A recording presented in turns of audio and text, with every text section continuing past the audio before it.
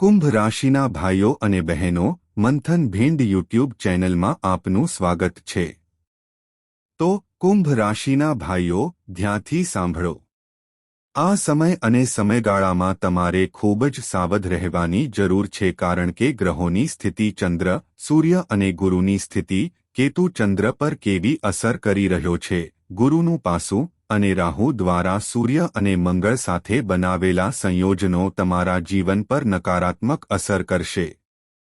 હા ભાઈઓ, આ કાર્યક્રમમાં અમે તમને જે કહેવા જઈ રહ્યા છીએ તેને હળવાશથી ન લો।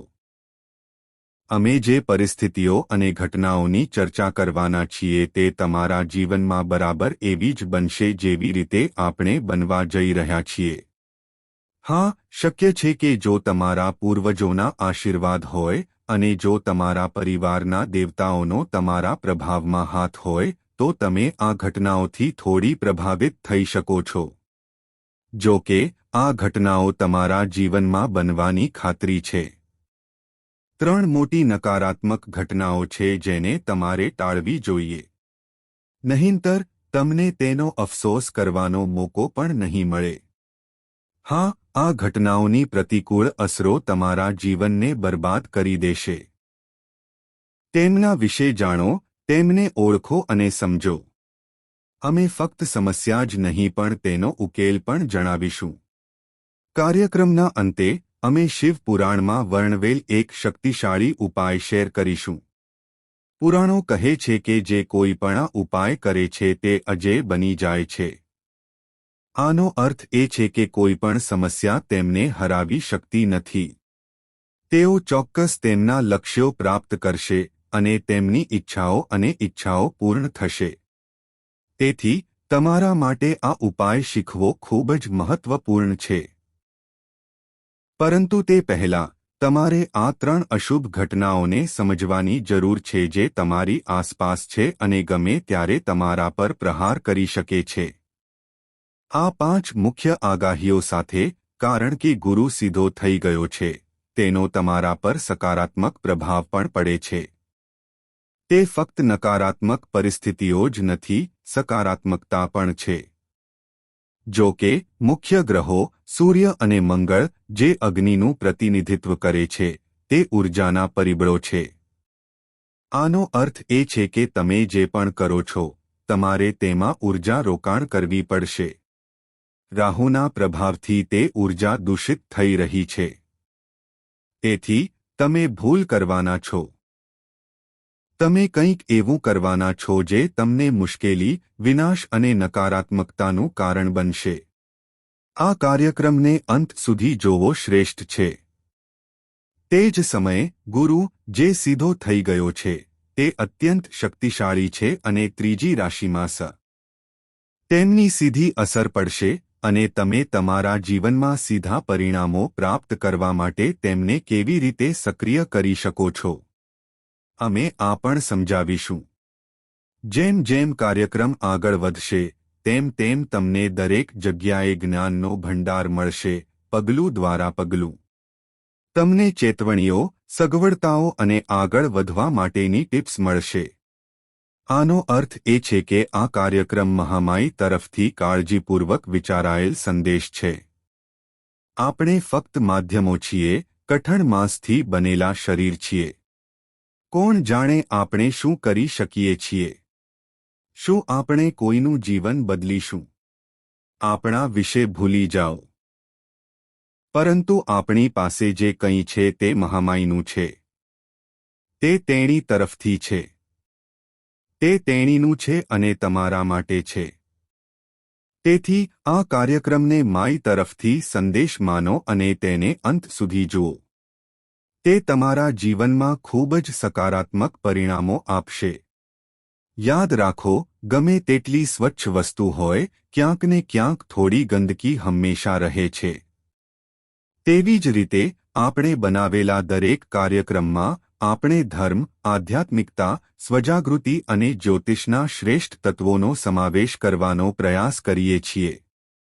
અમે માત્ર ભવિષ્યવાણીઓ જ નહીં પણ ઉકેલો પણ પ્રદાન કરીએ છીએ। અમે જીવનનો હેતુ, તમારી પોતાની મુક્તિનો માર્ગ પણ સમજાવીએ છીએ। કારણ કે ધર્મ ફક્ત આ જીવનને સફળ બનાવવા માટે જ નથી કહેતો.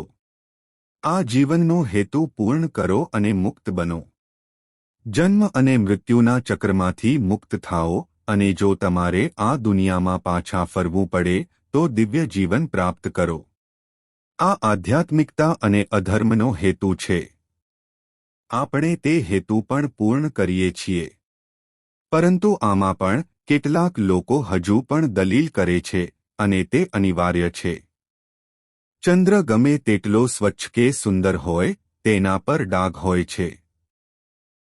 તેવી જ રીતે તમે સ્વચ્છતા જાળવવા માટે ગમે તેટલી મહેનત કરો, કોઈને કોઈ ગંદકી હંમેશા અંદર જાય છે. ઉદાહરણ તરીકે, જ્યારે ભગવાન નારાયણ યોગિક નિદ્રામાં સૂતા હતા, ત્યારે તેમના કાનમાંથી નીકળેલી ગંદકીએ 2 રાક્ષસો બનાવ્યા, જેમણે ભગવાન નારાયણને યુદ્ધ માટે પડકાર ફેંક્યો.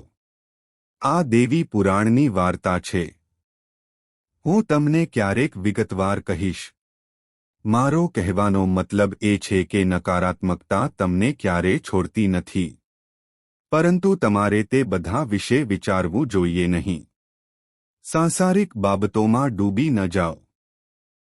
તમારે એવા ગુરુઓનું સાંભળવું જોઈએ જે જ્ઞાન આપે છે અને ધર્મ વિશે વાત કરે છે, કારણ કે તેઓ તમારા મુક્તિના એજન્ટ હશે. ઠીક છે. એટલા. ચાલો આશા રાખીએ કે તમે બધું સમજી ગયા હશો. જો તમે અંત સુધી રોકાઈ જશો, તો તમે ચોક્કસપણે મહામાઈ પ્રત્યે કૃતજ્ઞતા વ્યક્ત કરશો, કારણ કે આ કાર્યક્રમ અને તેના જેવા અસંખ્ય કાર્યક્રમ તેમની ભેટ છે. આપણી પાસે કોઈ શક્તિ નથી. આપણે કંઈ નથી. આપણે ફક્ત જંતુઓ છીએ. ફક્ત તેમની પાસે જ શક્તિ છે. આ તેમના તરફથી છે. તેથી આપણે આપણો કૃતજ્ઞતા વ્યક્ત કરવી જોઈએ. તેથી ટિપ્પણી વિભાગમાં લખો, કૃપા કરીને દર્શન કરો, પછી લખો, જય માં ભદ્રકાળી, કૃપા કરીને અમને આશીર્વાદ આપો. ઉપરાંત લખો, હે મહામાઈ, અમે તમારા બાળકો છીએ, તમારા બાળકો.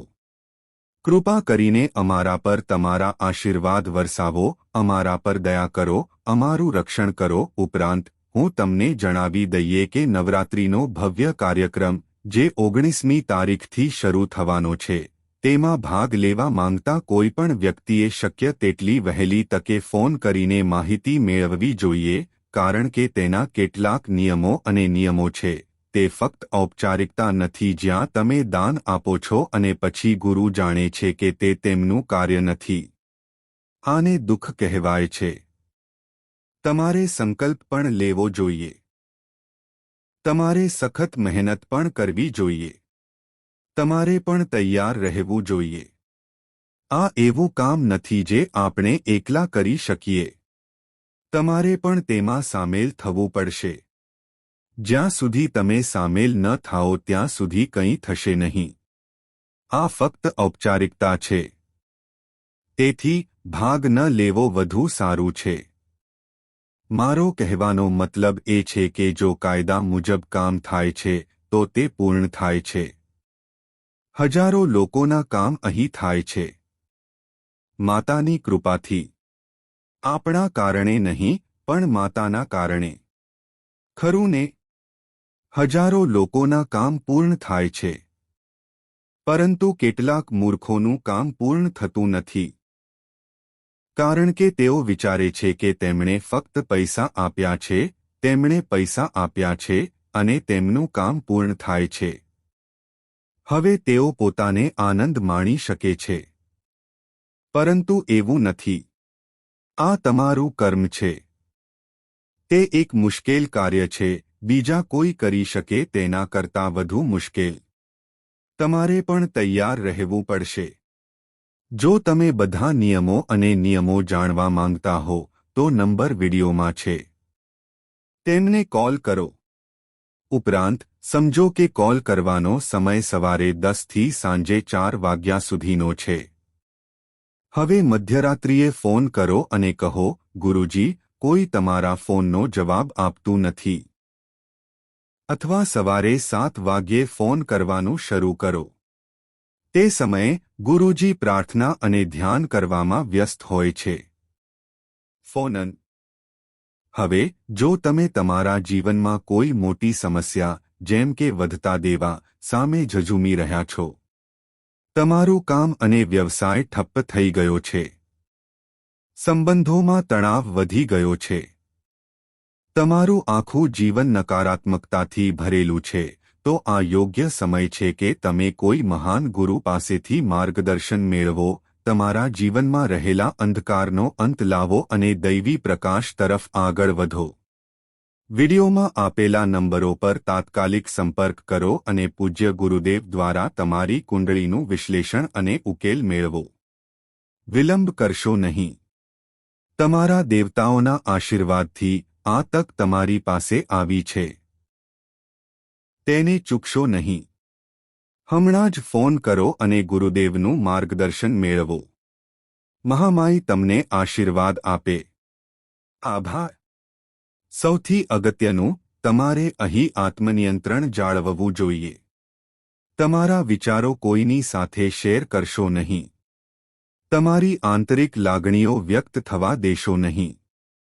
તમારા ઘરના કામકાજ, તમારી આવક, તમારી સમસ્યાઓ અથવા તમારી ચિંતાઓ અન્ય લોકો સાથે શેર કરશો નહીં.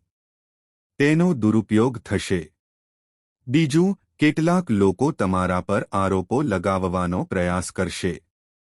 કામ પર તમારી છબીને દૂષિત કરવા માટે દરેક પ્રયાસ કરવામાં આવશે.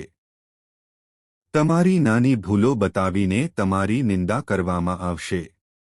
વધુમાં, સમાજમાં, તમારા પડોશમાં કેટલાક લોકો છે જે તમારાથી ખૂબ જ ઈર્ષ્યા કરે છે. તેઓ તમારા પર વિચિત્ર પ્રયોગો કરશે, ધાર્મિક વિધિઓ કરશે અને તાંત્રિક વિધિઓ પણ કરશે. સાવચેત રહો. અમે તમને પછીથી કહીશું કે કેવી રીતે સાવચેત રહેવું. ફક્ત સાંભળો, સમજતા રહો. આવી સ્થિતિમાં તમારે તમારા ઉર્જા ક્ષેત્રને મજબૂત કરવાની જરૂર છે. તમારું રક્ષણ કોણ કરશે? તમે તમારી જાતને સુરક્ષિત રાખશો. તમે જોયું હશે કે આપણા દેવતાઓ, બધા દેવતાઓ, હંમેશા શસ્ત્રો રાખે છે. હવે, આ શસ્ત્રો શા માટે છે? તે કોઈને મારવા માટે નથી. ભગવાનનું ચિત્રણ આપણને ઘણું શીખવે છે. તે આપણા માટે છે. આપણે ફક્ત ભગવાનને જોઈને એવું ન વિચારવું જોઈએ કે બધું સમાપ્ત થઈ ગયું છે. ના, આપણે ભગવાનને જોઈને પણ ઘણું શીખીએ છીએ. ભગવાનના ચહેરા પરનું સ્મિત દર્શાવે છે કે આપણે ગમે તેટલી મુશ્કેલીઓનો સામનો કરીએ, ગમે તેટલી ચિંતાઓ કે અશાંતિનો સામનો કરીએ, આપણે સ્મિત જાળવી રાખવું જોઈએ. ખરું ને? આપણે જોઈએ જ. આ સાથે, શસ્ત્રો તમારા પોતાના રક્ષણ માટે છે, કારણ કે દુનિયા ગમે ત્યાંથી, ગમે ત્યારે તમારા પર હુમલો કરી શકે છે. સીધી કે આડકતરી રીતે.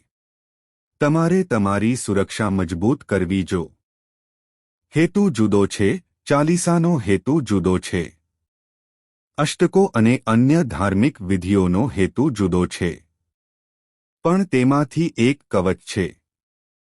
કવચનો હેતુ રક્ષણ પૂરું પાડવાનો છે.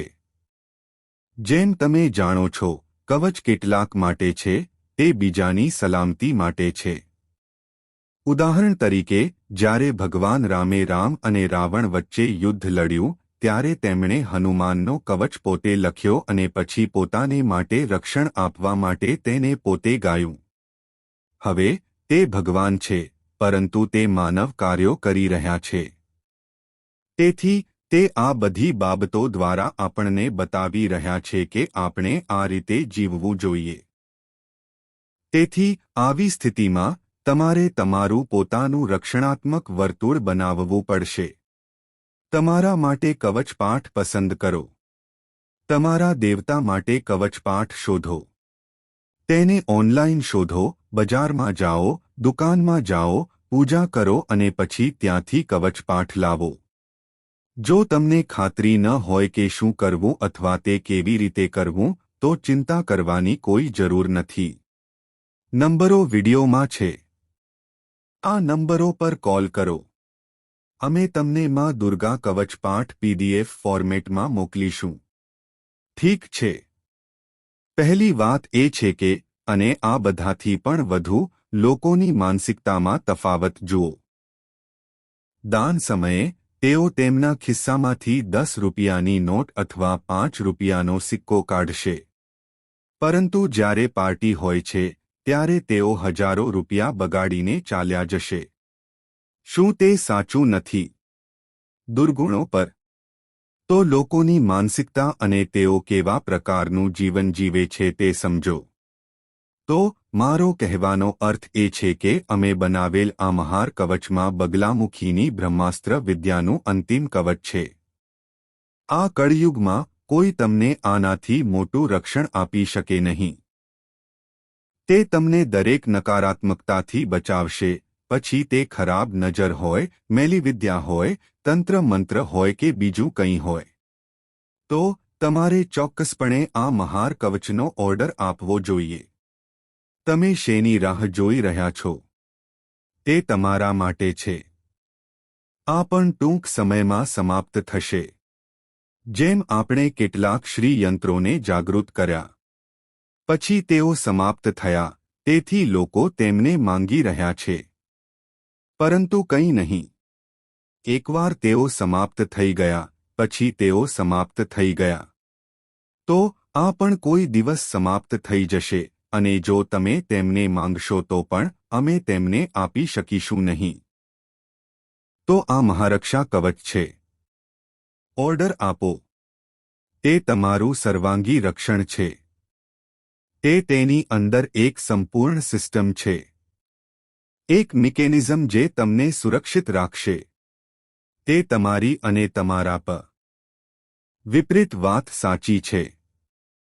જો થોડી પણ નકારાત્મક પરિસ્થિતિઓ હોય તો મોટા નિર્ણયો લેવાનું ટાળો. ઉદાહરણ તરીકે, જો તમે કોઈ મોટી ભાગીદારીમાં પ્રવેશવાના છો તો સાવધ રહો. તમારા જીવનસાથીની કુંડળી તપાસો. અમે અગાઉના કાર્યક્રમમાં પણ આનો ઉલ્લેખ કર્યો હતો. જો તમે કોઈ મોટું રોકાણ કરવાનું વિચારી રહ્યા છો તો સાવચેત રહો. શેરબજારમાં મોટા રોકાણ ટાળો.